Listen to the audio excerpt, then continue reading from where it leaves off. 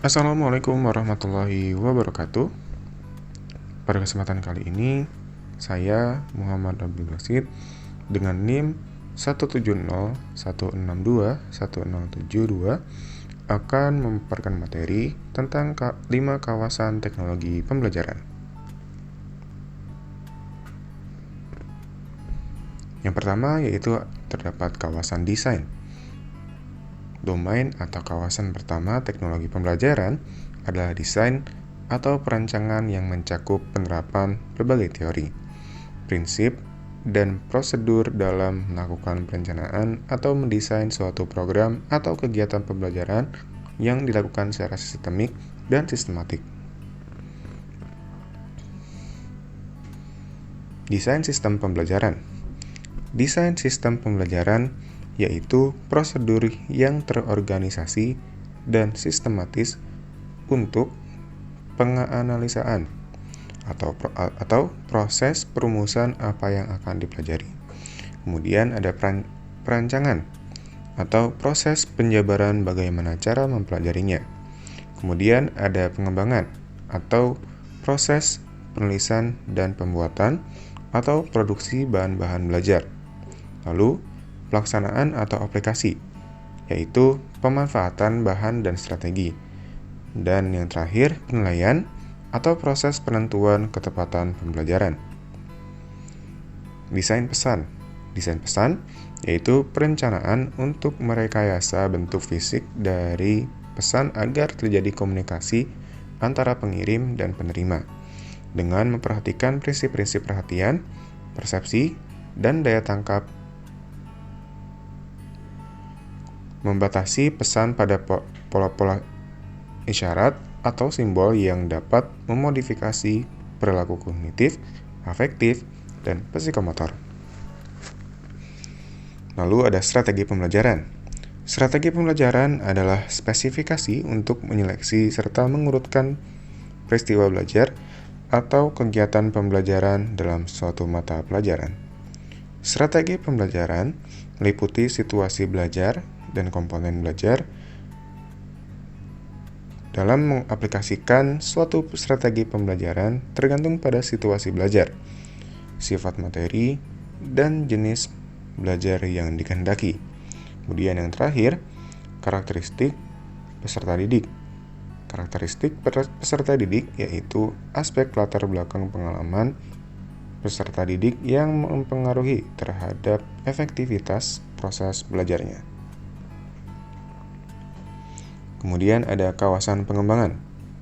Kawasan pengembangan berarti proses penerjemahan spesifikasi desain bentuk fisik. Kawasan pengembangan mencakup pengembangan teknologi cetak, teknologi audiovisual, teknologi berbasis komputer, dan multimedia. Yang pertama terdapat teknologi cetak. Teknologi cetak adalah cara untuk memproduksi atau menyampaikan bahan seperti buku-buku, bahan-bahan visual yang statis, terutama melalui pencetakan mekanis atau fotografis. Lalu yang kedua, terdapat teknologi audiovisual. Teknologi audiovisual merupakan cara memproduksi dan menyampaikan bahan dengan menggunakan peralatan dan elektronis untuk menyajikan pesan-pesan audio dan visual. Kemudian ada teknologi berbasis komputer. Teknologi berbasis komputer merupakan cara-cara memproduksi dan menyampaikan bahan dengan menggunakan perangkat yang bersumber pada mikroprosesor.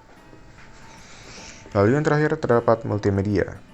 Multimedia atau teknologi terpadu merupakan cara untuk memproduksi dan menyampaikan bahan dengan memadukan beberapa jenis media yang dikendalikan komputer. Lalu kawasan selanjutnya yaitu kawasan pemanfaatan.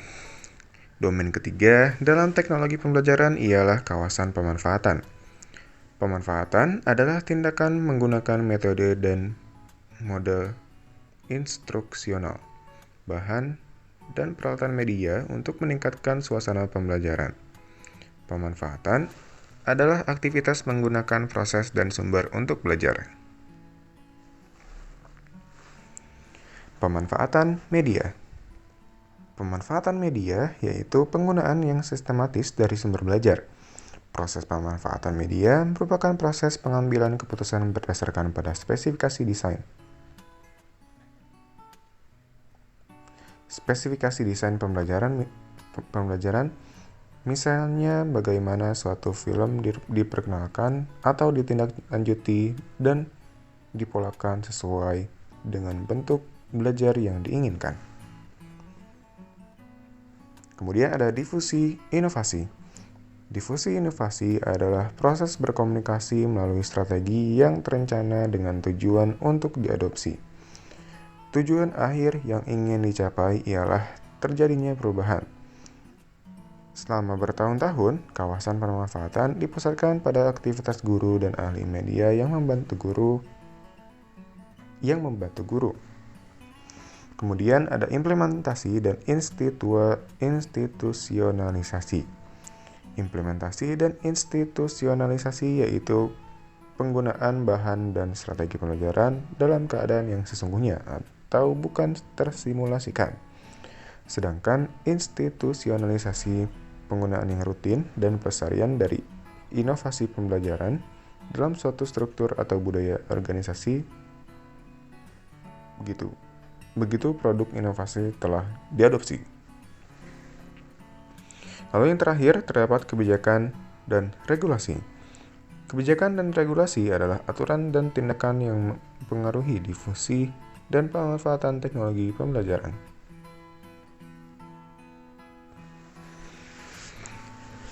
Lalu yang keempat terdapat kawasan pengelolaan. Pengelolaan meliputi pengendalian teknologi pembelajaran melalui perencanaan, pengorganisasian, koordinasian, dan supervisi. Kawasan pengelolaan bermula dari administrasi pusat media, program media, dan pelayanan media. Pengelolaan proyek. Pengelolaan proyek meliputi perencanaan, monitoring, dan pengendalian proyek desain dan pengembangan. Kemudian ada pengelolaan sumber. Pengelolaan sumber mencakup perencanaan, pemantauan, dan pengendalian sistem pendukung dan pelayanan sumber.